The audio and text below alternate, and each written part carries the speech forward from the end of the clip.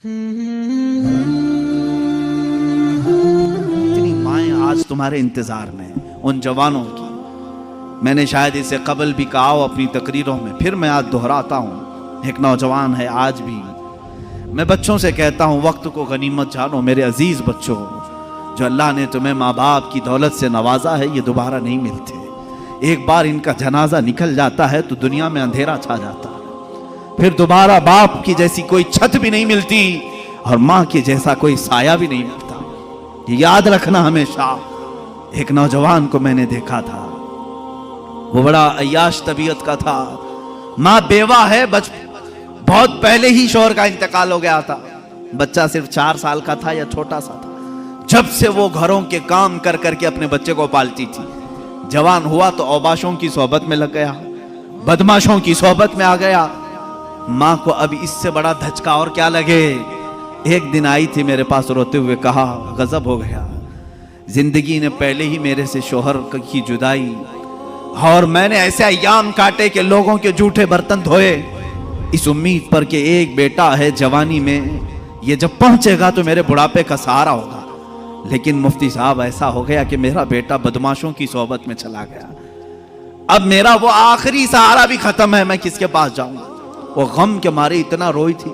मैं जब भी आज याद करता हूँ उस खातून को तो मुझे तन्हाई में रोना आता है। मैं जितनी कोशिश हो सकी, मैं कोई बहुत बड़ा मुअस्सिर आदमी नहीं हूँ, एक छोटा तालिब इल्म। सोचा कि उस नौजवान बच्चे को बुलाऊं। उसके साथ मैंने थोड़ा वक्त गुजारा, उसे समझाया तेरी माँ की कदर और कीमत क्या है। वो एक बेवा है, एक बेवा है। वो 4 औरतों के साथ बैठने में शर्म करती है। क्या तू अपनी माँ के साथ वक्त नहीं बिताता?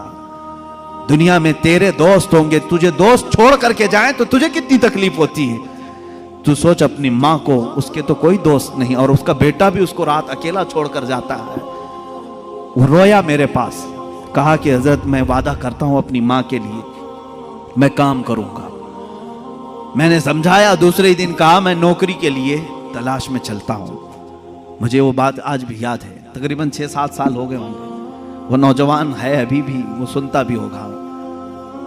उसने कहा अम्मा से मैं कहता हूं मैं नौकरी करता हूं। माँ उस दिन बड़ी खुश हुई, कहा हजरत आपने मेरे बच्चे को सीधे रास्ते पर लाने में बड़ी मेरी मदद की है।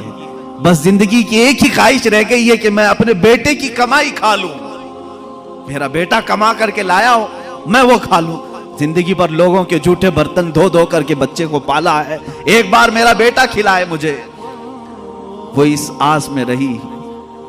वो बेंगलुरु या कहीं किसी इलाके में नौकरी पर गया। महीना गुजरा था, तनख्वाह आई उसकी।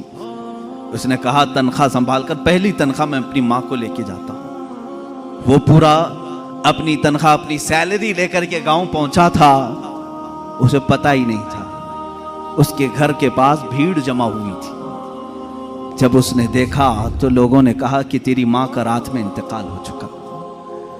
उसने वो पैसों का लिफाफा अपनी माँ के कदमों में रखा। आज तक जब कभी वो मिलता है तो फूट कर रोता है, कहता है मेरी माँ इसी आस में दुनिया से चली गई कि बेटे की एक कमाई खा लूं। लेकिन मुझसे ज्यादा बदनसीब कौन है इस दुनिया में, जो माँ के कमाए हुए जूठे बर्तन को धोए हुए कमाई तो खा लिया, अपने हाथों का एक लुकमा में अपनी बेवा माँ को खिला नहीं सका। ऐ नौजवानों, क्या इसी का नाम जिंदगी है?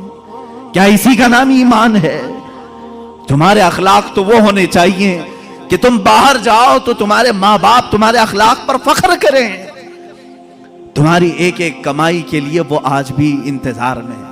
एक बात याद रखना, माँ बाप लालची नहीं है तुम्हारे, लेकिन सिर्फ उनकी ख्वाहिश ये होती है कि बेटा अपने पैरों पर खड़ा हो जाए। जब मुर्गी अपने चूजों को खुद खाते हुए देखती है तो खुश हो जाती है। पहले चोंच से दाने तोड़ तोड़ के खिलाती रहती है, लेकिन जब बच्चे खाने के लायक हो जाते हैं तो खुश होती है। क्या तुम्हारे माँ बाप को इतनी भी खुशी नहीं देना चाहते हो? आज इतना भी उन्हें सुकून नहीं देना चाहते?